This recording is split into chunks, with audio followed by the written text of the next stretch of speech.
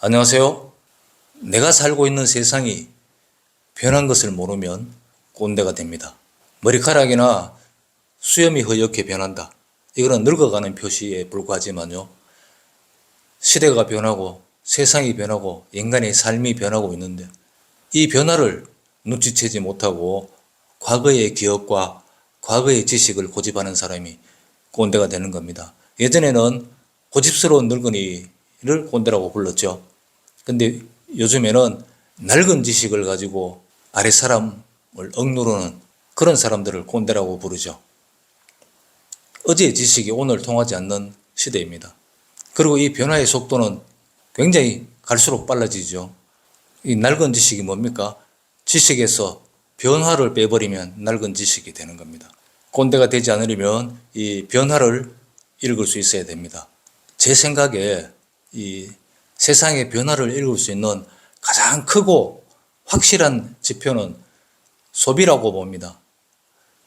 어떤 식으로 소비되고 있는가, 이걸 관찰함으로 해서 세상이 어떻게 변하고 있는가를 아주 단적으로 드러낼 수 있다고 봐요.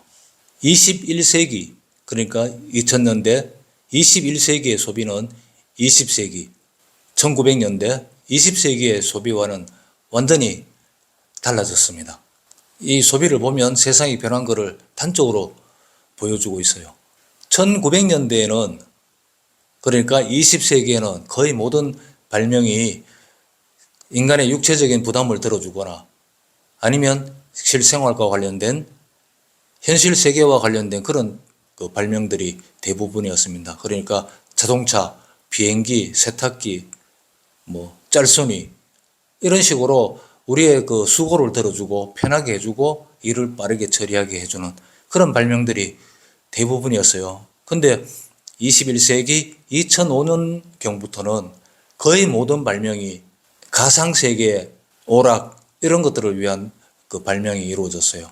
완전히 달라진 겁니다. 필요는 발명의 어머니라고 하잖아요.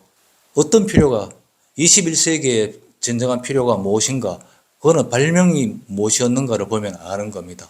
가상현실의 오락산업 이런 것들이 21세기의 필요인 겁니다.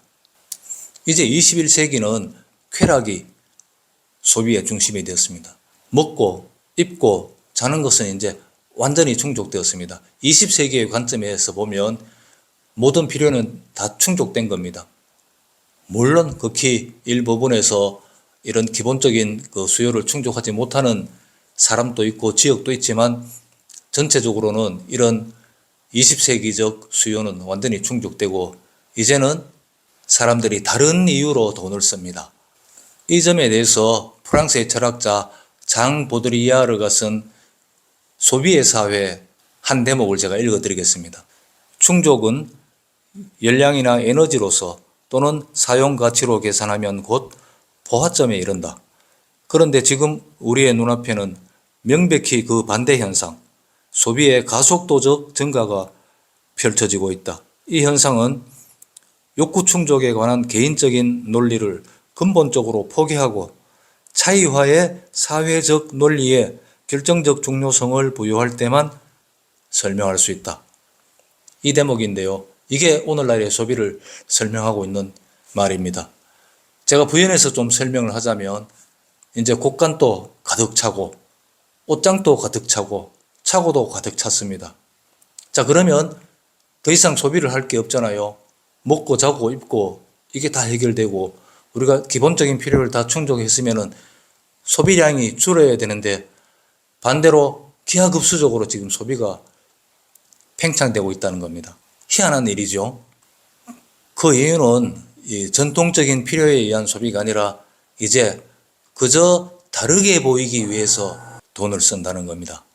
예를 들면 신발이 필요해서 신발이 다 떨어지고 없으니까 신발이 필요해서 신발이 사는 게 아니라 나이키 로고가 필요해서 나이키 로고를 발에 붙이고 다니기 위해서 신발을 산다는 겁니다. 물론 이제 나이키도 흔해 빠져서 그런 다르게 보이기 위한 장치로서 가치가 없어졌긴 하지만요. 어쨌든 그런 방식으로 소비가 점점 기하급수적인 그런 소비 증가가 일어나고 있다는 겁니다. 저는 이 점을 이해하는 것이 꼰대와 현대인을 가르는 분수령이라고 생각해요. 이 점을 알아야 BTS가 세계를 휩쓰는 이유도 이해할 수 있고 새로 나오는 영화도 새로 나오는 소설도 이해할 수 있다고 생각합니다. 지금 우리 눈앞에 펼쳐지는 비즈니스도 이 점을 모르고는 이해할 수 없다고 봐요. 다르다는 것이 이 시대의 가장 큰 화두라고 볼 수 있습니다. 사람들이 다르다는 걸 위해서 돈을 쏟아붓고 있다는 거죠.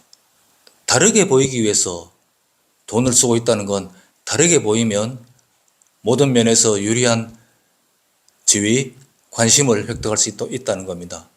사업에서도 그렇고 연애에서도 그렇고 인간관계에서도 그렇고 모든 면에서 다르게 보이려는 노력이 중요해진 세상이 된 겁니다.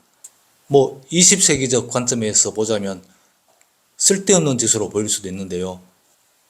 아무튼 세상이 그렇습니다. 20세기에는 풍요를 추구했죠. 더 좋은 것을 더 많이, 더 고급스럽게.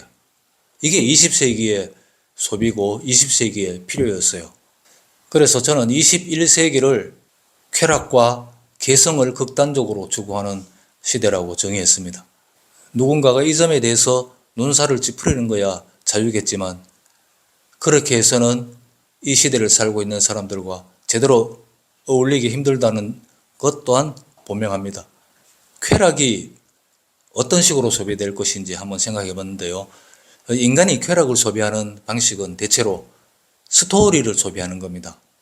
영화, 소설, 유튜브 속에는 막대한 스토리가 들어있죠. 작은 단위에 개인이 가지고 있는 수많은 스토리들이 등장합니다.